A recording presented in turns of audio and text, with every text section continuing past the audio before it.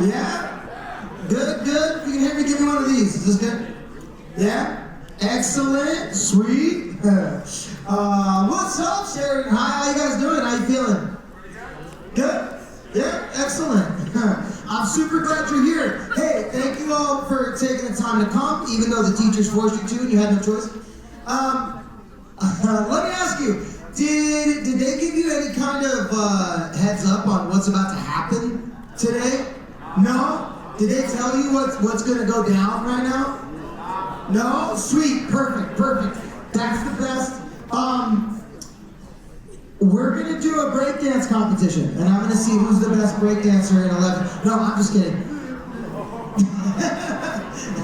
How scared. I heard somebody back there like, finally, yes. This is my time. No, that's not it.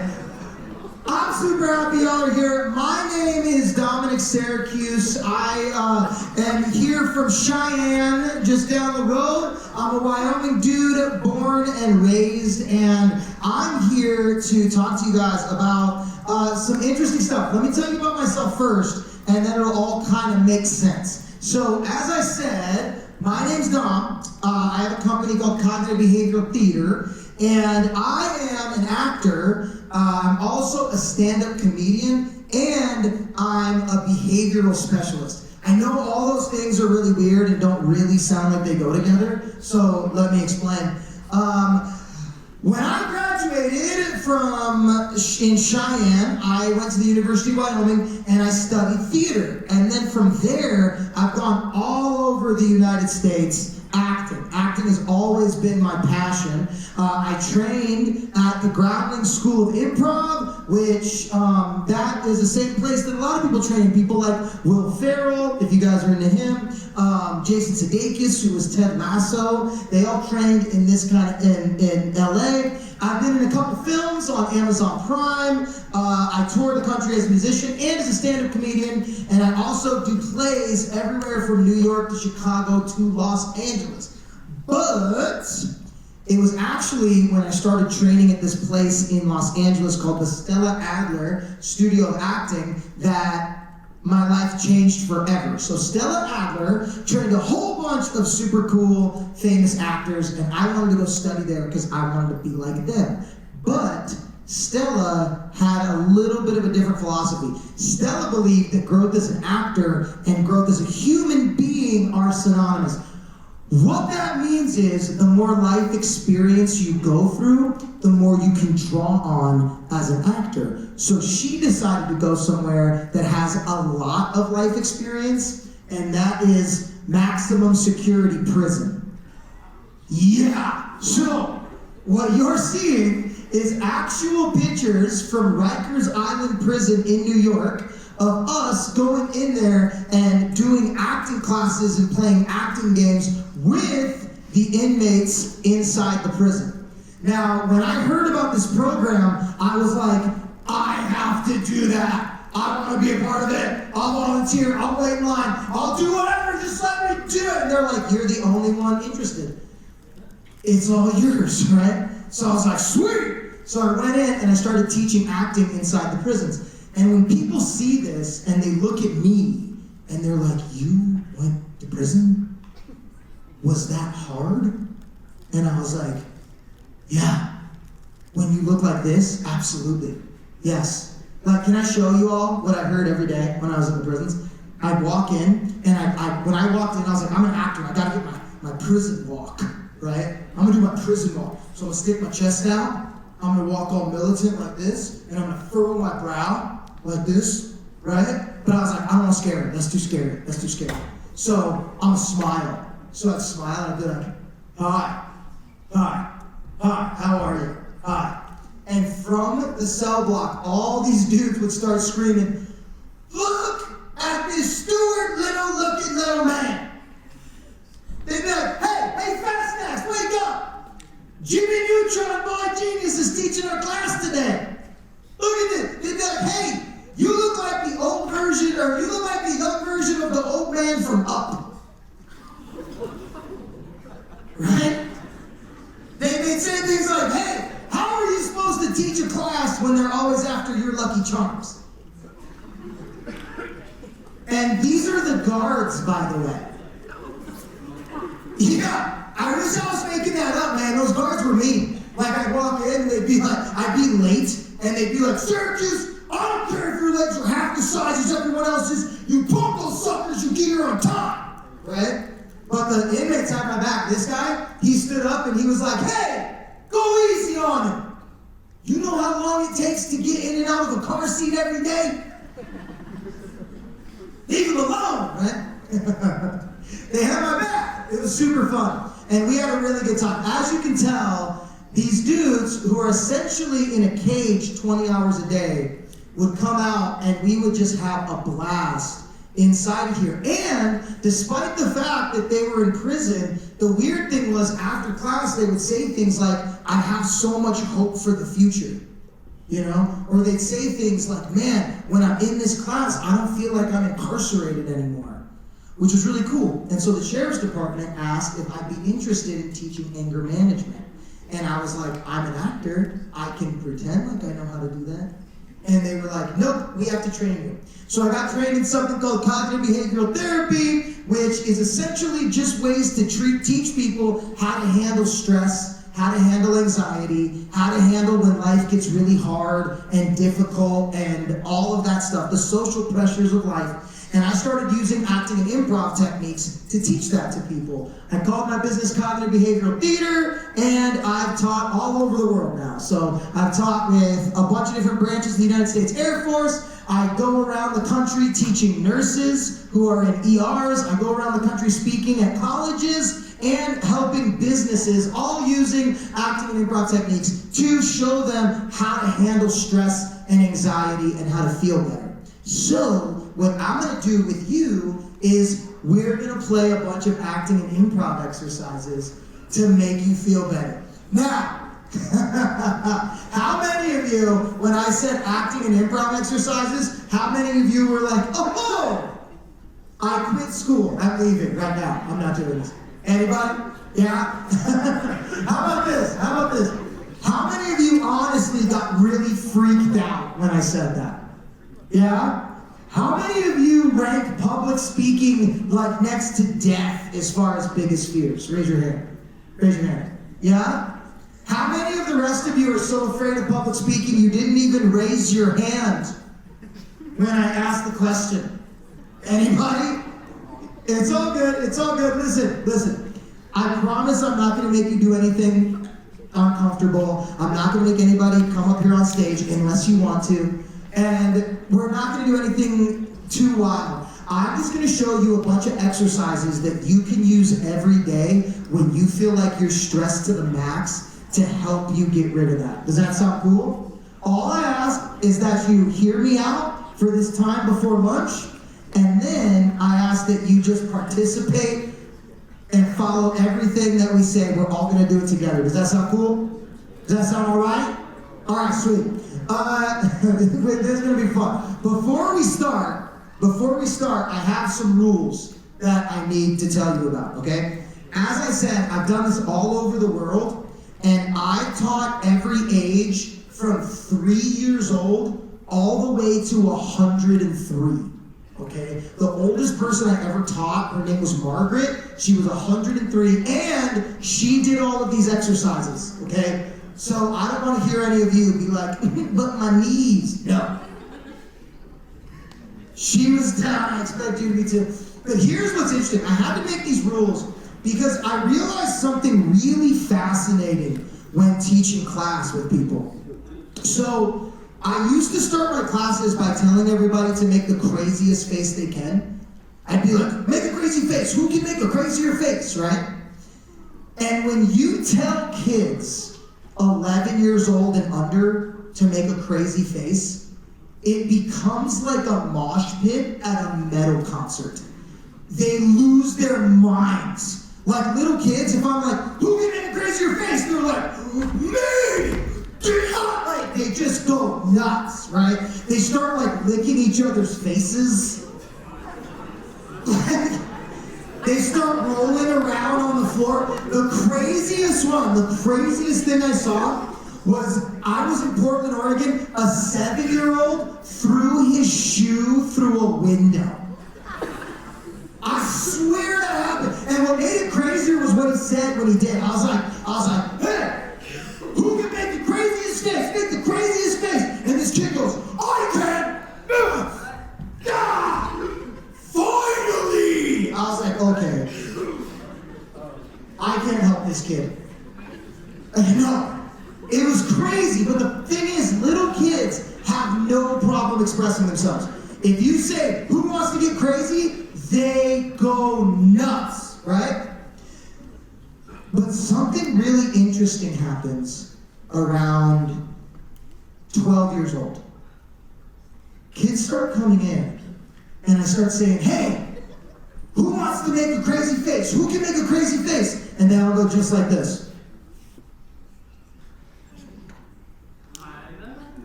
Like that, right? And I'm like, come on, make a crazy face, make a crazy face. And they go like this, they all go, they start looking around at each other. And they start going, are you gonna do that?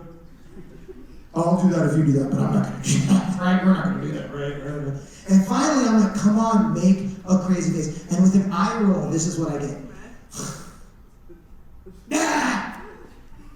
And then they're like, oh no. And they get so freaked out. And so my question is to you, what do you think that is? Why do you think they get so freaked out? Hey, go ahead, yell it out. What is it? They're growing up, so they're more self-aware. Absolutely, yes. But why would that make them so scared? Fear of embarrassment. Oh, I heard it. What was it? Fear of embarrassment. Fear of embarrassment. Yes.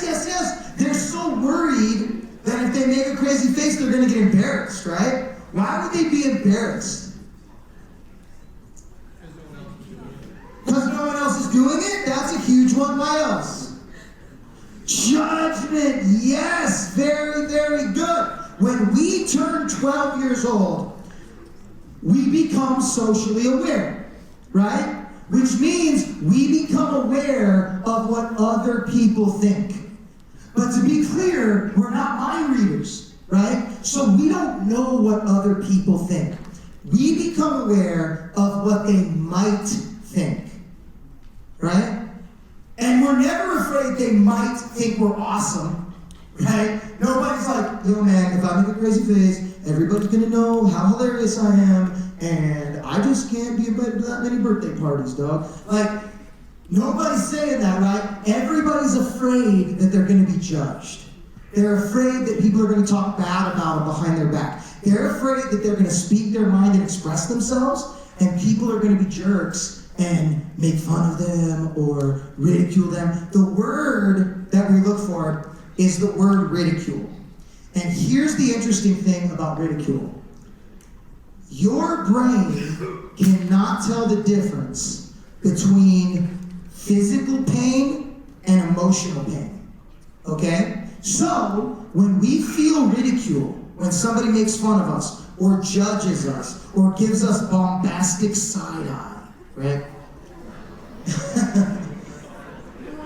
When that happens,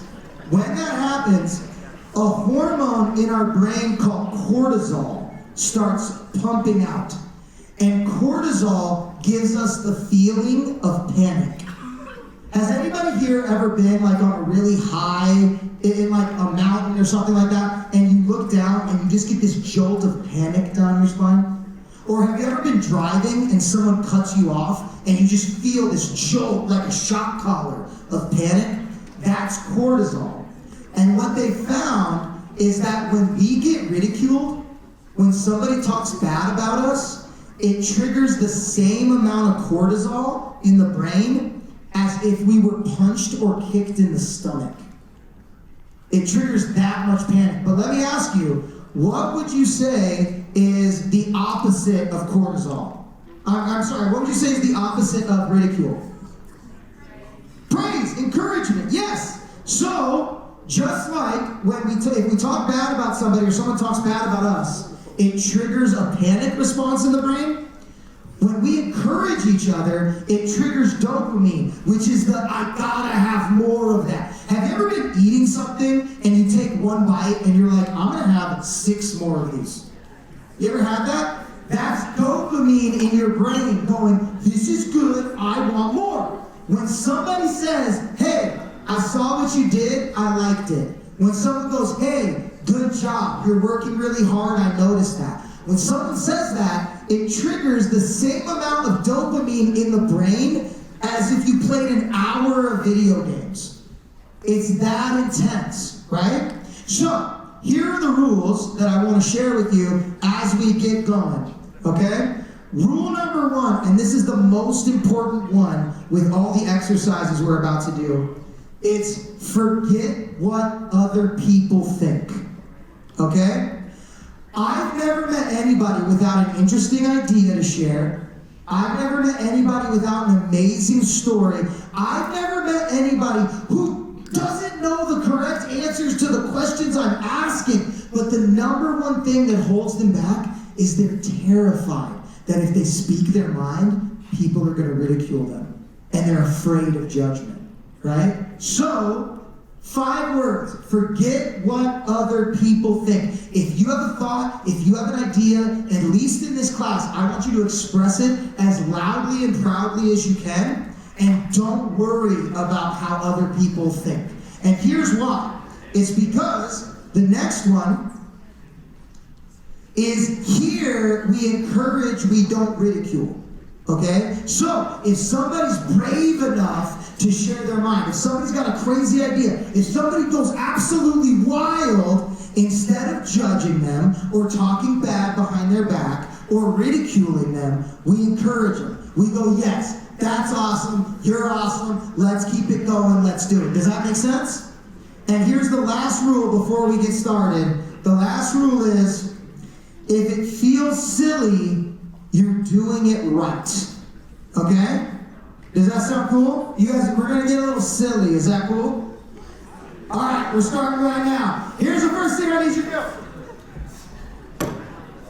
Everybody put your hands together like this. Put your hands together like this, alright? Now start rubbing like this. Now I want you to start rubbing really hard and really fast.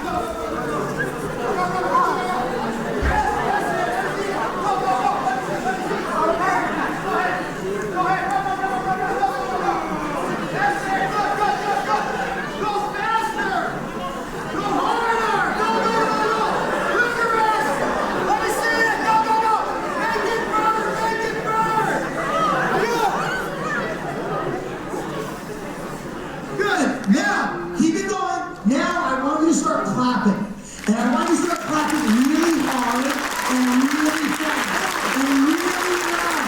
So loud that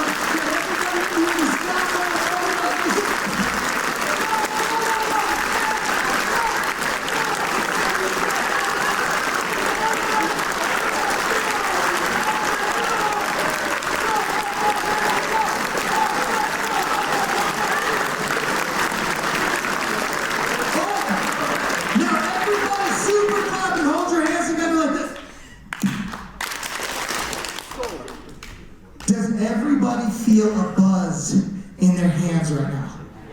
A tingle? Do you know what that is? That's irreparable nerve damage. No, I'm kidding. That's energy. What you're feeling right now is the energy in your body waiting to come out. Right? All of the energy that you've had since you were a little kid is trapped inside of you, waiting to come out. Right? You might have learned this already. Have you guys learned the first rule of energy yet? Energy cannot. Yes, energy cannot be created or destroyed. It is either resting or active. So let me ask you something. If you're sitting like this,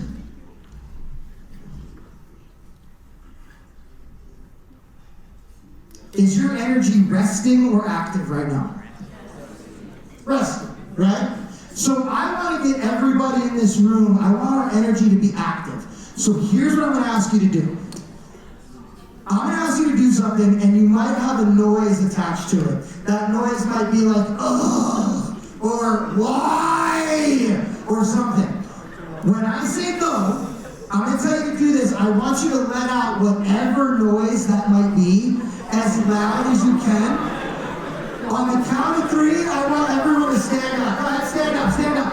Make that noise, go ahead.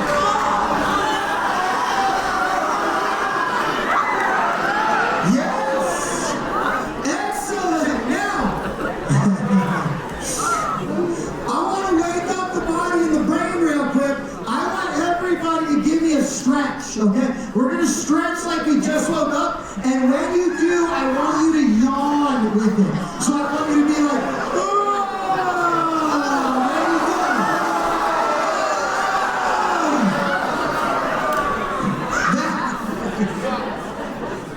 that was pretty good. That was pretty good, but I still think you guys could be a little louder. I want you to yawn so bombastically that the person next to you can smell what you had for breakfast. Okay? I want you to stretch so much that they know exactly what kind of deodorant you wear. You know what I'm saying? So, everybody give me a little bend to the knees, give me a bend to the knees. And when I say go, I want you to explode everything you stretch and a big loud yawn. Ready? 1, 2, 3, go! So good! Yes, yes, yeah! We're gonna wake up the body. Ready? First thing I need you to do is give me fast feet, give me fast feet. Give me fast feet, yes! That's it, move it around. Move it around, yes, go, go, go! That's what I'm talking about, go, go, go, go, go! That's it, that's it! I'm coming out here, give me fast feet, give me fast feet! Go, go, go! Let me see, let me see, let me see!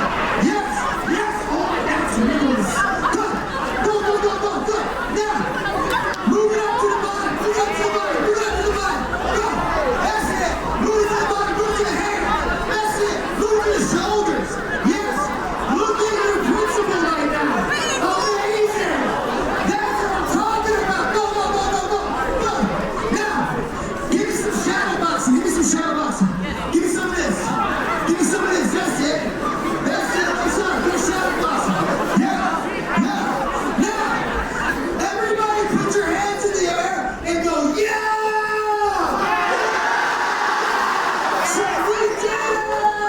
We did it! Say, I did it!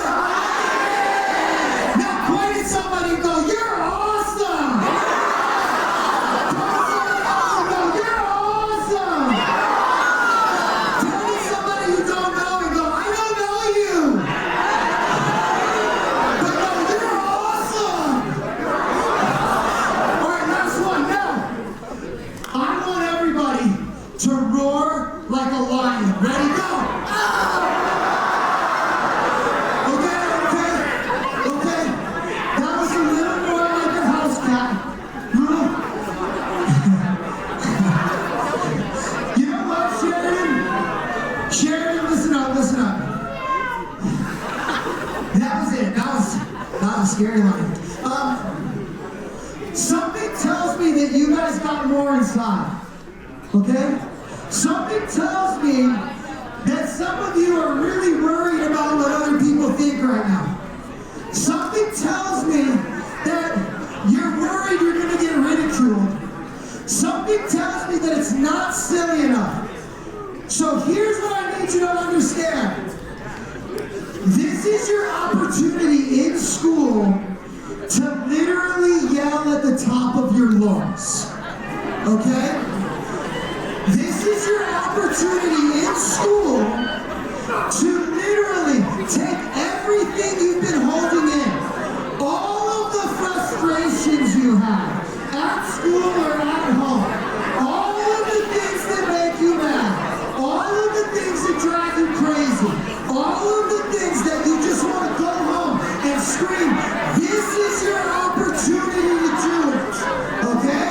So, when I say the word lion face, I want you to build it up. I want you to roar so loudly that the floor shakes, that the ceiling starts rumbling, that everybody here can feel it from their feet to their chest to their head, all right?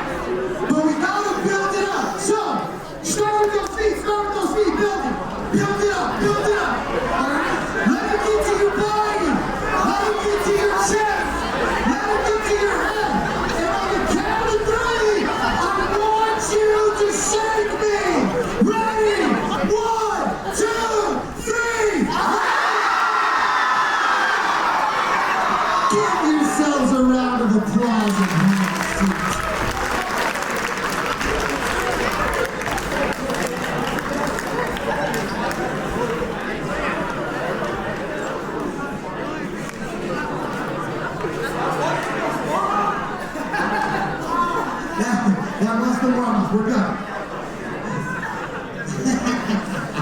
He goes, that wasn't the warm-up. Oh, that's so good. Listen, y'all might not realize it, but we just did a couple things that are so good for your mental health, okay? We did a couple things that are so good to make you feel better that you can do every day. Here's why. Y'all remember when I said, do you remember when I said ridicule causes cortisol and cortisol is the feeling of panic? Well, here's the thing. If you have too much cortisol in your body, not only do you feel panicked, it can lead to anxiety. Not only can it lead to anxiety, it can lead to depression. If you have too much in your body, the cortisol starts to become toxic. And I'm not talking about Instagram toxic. Like, anyone I don't like is toxic. I mean, like, it literally can cause autoimmune disease. It can cause heart disease. It can cause cancer, right? Cortisol is not good to have, but I'm going to show you my 3 cortisol killers. Check it out.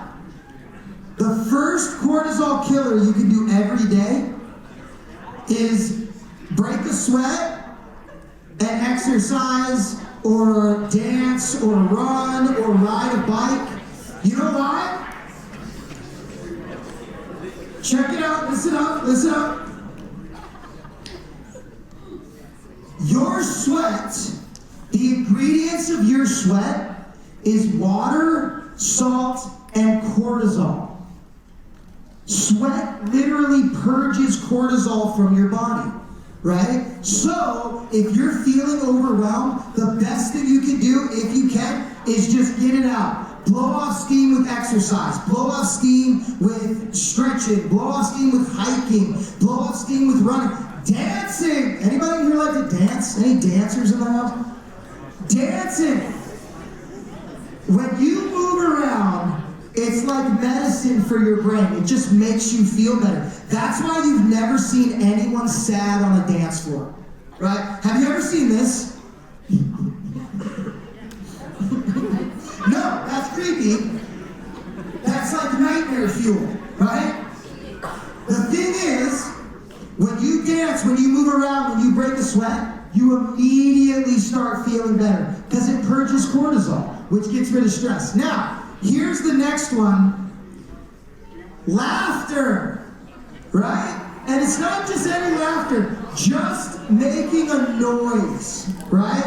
Everybody, one more time, scream for me, scream for me. That's it. Let me ask you something. Let me ask you something. When you step on a Lego, do you make a noise? Yeah? How about this? When you stub your toe, do you make a noise? Right? How about, does anybody here go to the football games? When you go to a football game and Sheridan scores a touchdown, do you make a noise? When you go to a concert and the band comes out, do you make a noise? Right? Listen up. When we make a noise, it's like a massage to our central nervous system, right? That's why when we're really happy and we laugh, we can't help but make a noise.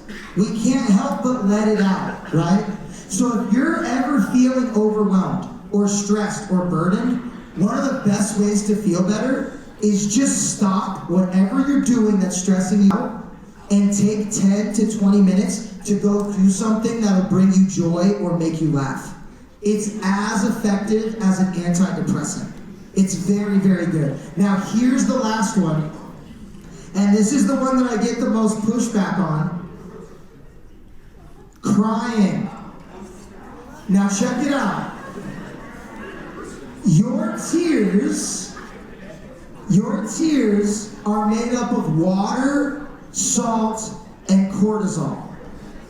It's literally the same as sweating. The difference is when you force it out and it comes out of your skin, it's called sweat. But when your brain recognizes that you're stressed out and you can't take anymore, it's got a way of getting rid of the stress. And that way is called crying. That's why we do it, right? And think about it like this. I was talking about laughter earlier, right? When you laugh, it's like a Molotov cocktail in the brain, an explosion of all these happy chemicals. It bathes your brain and your body in these good-feeling hormones, and it's got to get rid of the cortisol. So, what happens when you laugh too hard? You start crying, right? Crying is your body's way of getting rid of the stress. So, that's why it's important to not keep it in. We tell ourselves, oh, I gotta be tough. I'm not gonna cry, right? Oh, big boys don't cry. Big girls don't cry, right? Hey, listen up, y'all. Listen up, okay? Thank you. Big boys don't cry, right? Big girls don't cry. That's what we tell ourselves. But the thing is, all we're doing is trapping the cortisol in our body, and it's leading to more stress. It's leading to more anxiety. You know what I'm saying? So crying's a way to get it out. But here's the last thing I'll show you.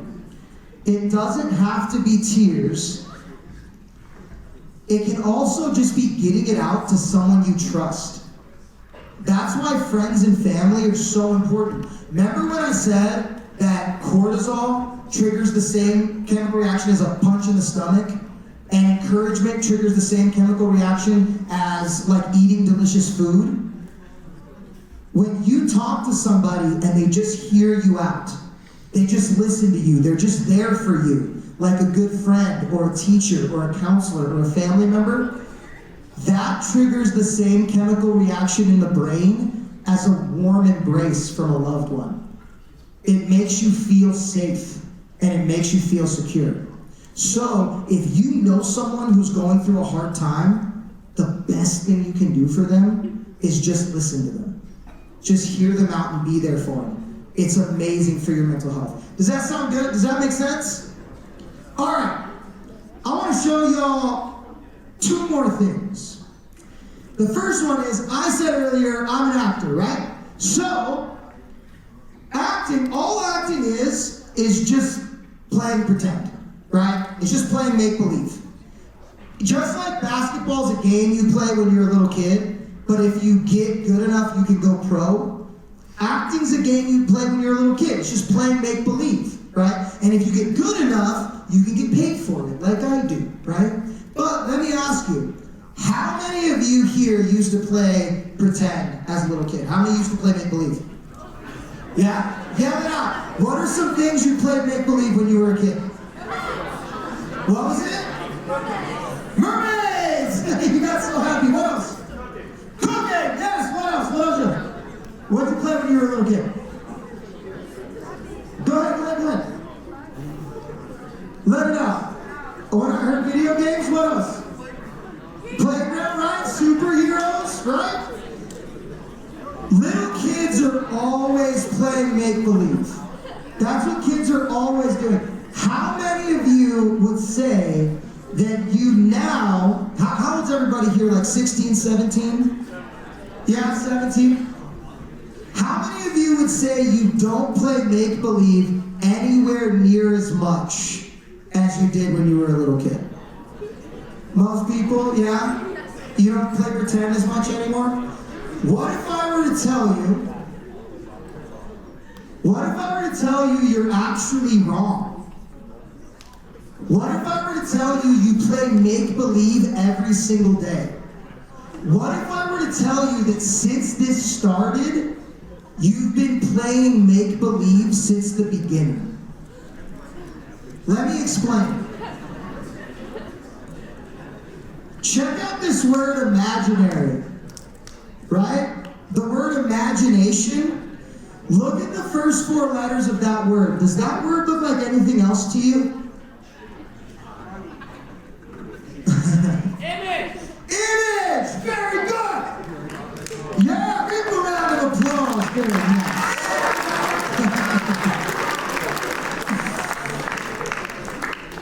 The word imagination means to picture oneself or to make an image in your head.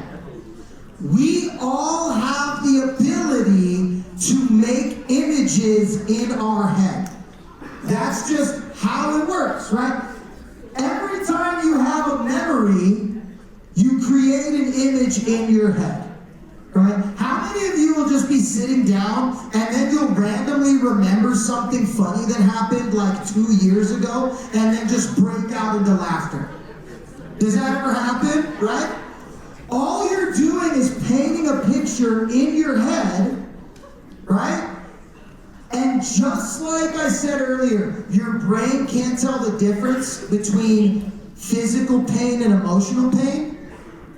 Your brain emotionally reacts the same to the images you put in your head as it does if it was happening in real life. Here's what I mean. Remember earlier I said those kids, 11 and under, when I said, make a crazy face, go crazy, and they just went nuts. They were using their imagination. But they were using their imagination to go, look at me, I'm a superhero, or look at me, I'm a princess, or whatever, right? But those 12-year-old kids were using their imagination as well. The thing is I said, hey, who wants to make a crazy face? And the reason they didn't want to is because they were imagining people making fun of them, right? They were imagining people talking bad behind their back. They were going, what if I make a crazy face and people laugh at me? What if I make a crazy face and no one likes me? What if I make a crazy face and everything goes wrong? And the thing is, just from imagining something bad happening, that same cortisol, that same panic floods their brain. And they go, no, I don't want to do it, no. When I came in this class and I said, hey, we're going to play acting exercises, and someone went, oh no.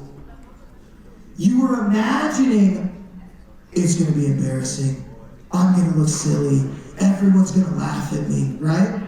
And just imagining that was enough to freeze you in your tracks. Does that make sense? So here's the crazy thing, y'all. Your imagination is the source of all creativity. Look around this room right now. Look at the chairs, look at the stage, look at all the lights, look at this board right here, look at this computer. Everything you see used to be in someone's imagination. Somebody had an image in their head. This room we're sitting in used to just be grass and air. But somebody had an idea. And they said, you know what? I'm imagining a school. I'm imagining a stage. I'm imagining this thing called the internet. And then they got to work and they actually made it happen. If they were worried about what other people think, could you imagine if the guy who invented cell phones was like, I just have this idea that I could like show my face and talk to somebody on the other side of the world, right? And I bet everyone he told that to was like, you're crazy, you need to be in an institution, that's impossible, right? But he followed the rules. He didn't care what other people thought. And he said, you know what? I have this thought, I'm gonna do it. I'm gonna work to make it happen. All of a sudden, everybody in this room, the majority of people in the world have a cell phone in their pocket, and it all started in one person's imagination. So here's what I'm curious about. I'm curious about what ideas are in each one of your heads right now.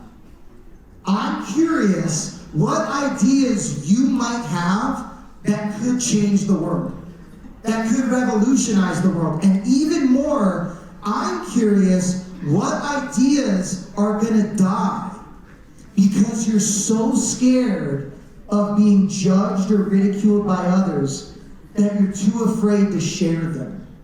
Does that make sense? I want to show you one more thing. Actually, I want to play a quick game. Here's what I want you to do. We're going to look around the room, and I'm going to show you how this part of your brain works. I want you to look around the room, and I want you to find everything in the room that's red. Look around the room and find all the red things. Okay? good. We'll do a different one too. Okay. Look around the room and find all the things that are red. Yes, absolutely. Go ahead. Okay, now we're gonna switch it up. Now I want you to look around the room and I want you to find all the circles. Find all the circles.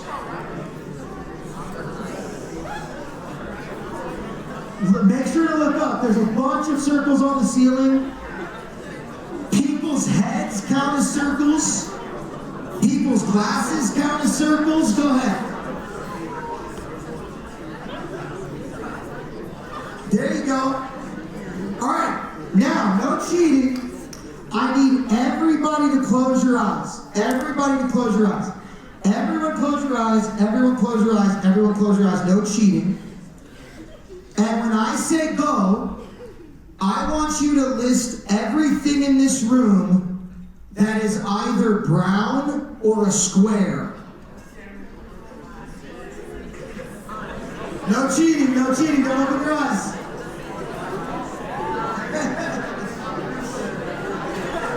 Okay, keep your eyes closed. How many of you are saying bad words to me in your brain right now?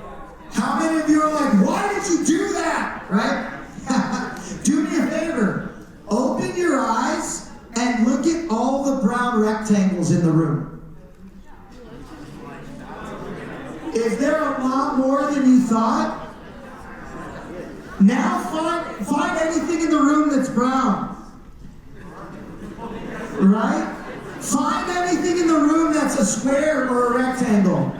Did you guys get those on the ceiling? How about the armchairs that you're all resting your arms on? Right? Now here's why I showed you that, okay? Your brain only focuses on what you tell it to. So when I told you to find the red, your brain made everything in the room that's red pop. But it also made every other color dim because you told it to look for red. And then when I said find the circles, your brain made all the circles pop, but it dimmed out every other shape. So when I told you to close your eyes and I said, what's a square? What's a different color? You were like, I remember this, I remember this. But when you open your eyes, all of a sudden something different popped. I can keep doing it. Look around the room and find everything that's blue. Now the color blue is popping. Look at everything that's yellow. Now yellow's popping, right? But here's the reason I want to show you that. It works the same with positivity and negativity. When you wake up in the morning and when you go, everything sucks. School sucks. My life sucks. Everything's bad. Nothing goes my way. This test is going to be terrible. I'm going to fail it. My future, nothing good's gonna happen. Your brain goes, okay, and it makes everything that you don't like pop out to you. And it makes you go, see, that's terrible. See, that's terrible. See? And then when someone like me comes along and goes, what's going good in your life? What's happening? What's the good news? You're like, I don't know. Maybe this, maybe that. I remember this. But when you focus your brain on the positive, it starts to pop out. Right? And this is the last thing I want to show you. Fear comes from picturing the worst case scenario in your head. So when your teacher says, hey, you have a test next week, or hey, you got to do this presentation in front of class, or if you see somebody that you have a crush on and you're like, I would ask them out, but I'm imagining them turning me down. Or I'm imagining them making fun of me, or I'm imagining telling their friends how much they hate me. It's gonna fill you with cortisol. It's gonna fill you with panic. It's gonna fill you with fear. And that's where anxiety comes from. But, when you picture the best case scenario, when you focus your brain on all the ways it could go right, when you focus your brain on all the ways things could work out for you, on the best case scenario for your life, you start to get filled with hope. And here's the last thing I want to show you that I want you to remember. Hope is imagining the best case scenario. A dream is hope minus action. That means if you know the best case scenario for your life, but you never worked for it, it's always going to be a dream. But a goal is hope plus action. If you can imagine the best case scenario for your life and get to work to make it so, you can change the world, just like whoever invented this school and whoever invented the cell phone. Does that make sense? Give yourselves a round of applause. Thank you guys so much for coming out. Thank you. Have a great rest of the week.